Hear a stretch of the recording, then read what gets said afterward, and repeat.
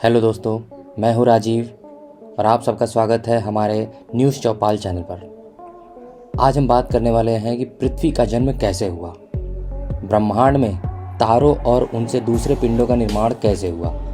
यह एक बहुत जटिल प्रश्न है। इसी से जुड़ा सवाल है कि हमारी पृथ्वी का निर्माण कैसे हुआ था। सदियों से चल रहे वैज्ञानिक अध्ययनों और अंतरिक्ष अवलोकनों के आधार पर विज्ञान ने कुछ हद तक इस गुत्थी को सुलझाने का प्रयास किया है। पृथ्वी का निर्माण का इतिहास हमारे सौर मंडल के इतिहास से अलग नहीं है, लेकिन क्या हम पूरी तरह से जान सके हैं कि पृथ्वी कैसे बनी थी और उसे बनाने में किन किन प्रक्रियाओं और कारकों का योगदान था। आइए जानते हैं इस बारे में क्या कहता है विज्ञान। आज का हमारा यह वीडियो काफ़ी खास होने वाला है, इसके लिए इस वीडियो को ज़रा भी स्किप ना करें और पूरा वीडियो अंत तक ज़रूर देखें। पृथ्वी का जन्म कैसे हुआ, इसके पहले हम थोड़ा सा पृथ्वी के बारे में जान लेते हैं। दोस्तों, हमारी पृथ्वी सूर्य से क्रम में तीसरे नंबर पर आती है और हमारी पृथ्वी ही सौरमंडल का एकमात्र ऐसा ग्रह है जहां पर जीवन संभव है। अभी किसी और ग्रह के बारे में यह पता नहीं चल पाया है कि दूसरे ग्रहों पर जीवन संभव है या नहीं। हमारी पृथ्वी एक स्थलीय ग्रह है। अगर आपको नहीं पता है कि स्थलीय ग्रह क्या होता है तो आपको बताते चलें कि जो ग्रह पत्थर, चट्टान, मिनरल्स आदि से मिलकर बने होते हैं, यानी जो ग्रह ठोस होते हैं, उन्हें स्थलीय ग्रह कहा जाता है। जैसे हमारा मंगल ग्रह, बुध ग्रह, शुक्र ग्रह और हमारी पृथ्वी।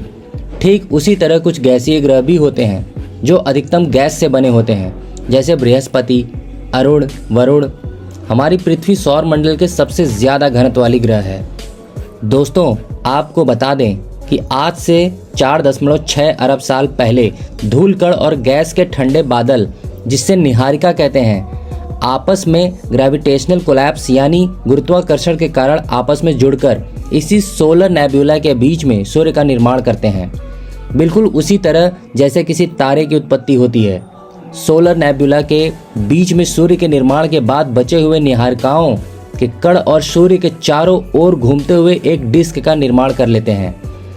इस डिस्क में घूमते हुए छोटे छोटे पार्टिकल ग्रेविटी के कारण आपस में जुड़कर बड़े पार्टिकल बनाने लगते हैं।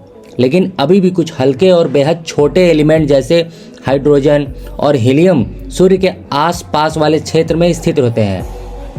सोलर नेबुला के बीच में बनी सूर्य द्वारा यानी सौर हवा के कारण यह हल्के एलिमेंट सूर्य से थोड़ा दूर चले जाते हैं, पर यह हल्के एलिमेंट सूर्य से बहुत ज़्यादा दूर नहीं गए। ये इतना ही दूर गए जितने में इनके ऊपर सूर्य का गुरुत्वाकर्षण बल लगा रहता था। इसमें किसी पुराने तारे के अवशेष भी थे जिसमें बहुत साल पहले सुपरनोवा विस्फोट हुआ था। गैस और धूल के कण तैरते रहे, लेकिन वे शुरू में दूर दूर ही थे। लेकिन तभी पास के तारे में भी सुपरनोवा विस्फोट हुआ, जिससे अंतरिक्ष में प्रकाश और ऊर्जा के झटके वाली तरंगें चारों ओर फैल गईं। इससे इस बादल में गैस और धूल के कण आस पास आ गए और इस तरह से गैस और धूल के कणों से शुरुआत हुई। यह बड़े मटेरियल आपस में ग्रेविटी द्वारा जुड़ना शुरू हो गए थे। जो एलिमेंट्स बहुत ज़्यादा भारी होते हैं वह सबसे पहले आपस में जुड़कर टेरेस्ट्रियल प्लैनेट्स यानी स्थलीय ग्रह का कोर बनाते हैं, जैसे शुक्र, पृथ्वी, मंगल, बुध। जब इन टेरेस्ट्रियल प्लैनेट के कोर बन जाते हैं, फिर इस कोर के ऊपर कोर के मटेरियल से कम भारी के मटेरियल कोर के ऊपर ग्रेविटी के कारण आपस में जुड़े चले जाते हैं। भारी मटेरियल कोर की तरफ जाते रहते हैं और हल्के मटेरियल ऊपर आते रहते हैं और बना लेते हैं क्रस्ट की लेयर। और इस प्रकार 4 बड़े स्थलीय गोल पिंडों का निर्माण होता है। नए नए सौर मंडल में छोटे छोटे पार्टिकल्स इन 4 बड़े पिंडों से टकराते गए और बन गए बुध, शुक्र, अर्थ और मंगल जैसे स्थलीय ग्रह। जल्द ही गैस और धूल का बादल एक विशाल गेंद में बदल गया और गुरुत्व के प्रभाव से यह और बड़ा होता गया। गैस और धूल के कणों के बीच अंतर क्रिया होने लगी और गेंद के अंदर शक्तिशाली नाभिकीय प्रतिक्रिया होने लगी और बादल के गेंद सूर्य जैसे तारे में तब्दील हो गई, जबकि धूल और गैस का बहुत सारा हिस्सा सूर्य का चक्कर लगाने लगा, जिसे ग्रह निर्माण करने वाली चक्रिका कहते हैं। उसके बाद शुरू हुआ छोटे ग्रहों का निर्माण। कालांतर गैस और धूल कण फिर आसपास आने लगे और ग्रह निर्माण का प्रक्रिया शुरू हो गई और उनमें से एक पिंड आग चलकर हमारी पृथ्वी बन गई। उसके बाद वहीं दूसरे हिस्सों में बुध, शुक्र, मंगल, गुरु, शनि, यूरेनस और नेपच्यून ग्रह और उनके चंद्रमा भी बने। सभी शिशु ग्रह घूर्णन कर रहे थे और अपने आसपास का पदार्थ अपनी ओर खींच भी रहे थे और अपना आकार बढ़ा रहे थे। हमारी पृथ्वी से भी कई पत्थर टकरा रहे थे और उसके अंदर गिर रहे थे।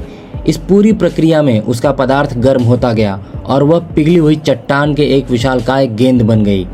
ऐसा माना जाता है कि शुरुआती दिनों में पृथ्वी से मंगल के आकार का एक ग्रह टकराया था जिसका नाम थिया था।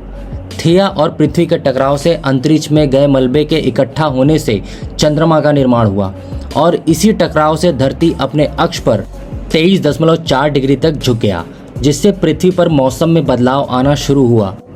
तो वैज्ञानिकों ने कुछ इसी प्रकार परिकल्पना की कि पृथ्वी से एक विशाल पिंड टकरा गया, जिससे पृथ्वी और ज़्यादा बड़ी हो गई, लेकिन इससे एक टुकड़ा भी दूर अंतरिक्ष में तैरने लगा, जो बाद में हमारे ग्रह का एकमात्र प्राकृतिक उपग्रह चंद्रमा बन गया। अब यहाँ तक आप पृथ्वी के ढांचे के निर्माण को तो समझ ही गए होंगे। निरंतर पिंडों के टकराव के बाद एक समय ऐसा आया जब धरती से मटेरियल का टकराव बंद हो गया। नई नई बनी अर्थ काफ़ी गर्म थी। धीरे धीरे समय बीतने के साथ पृथ्वी ठंडी होनी शुरू हो गई।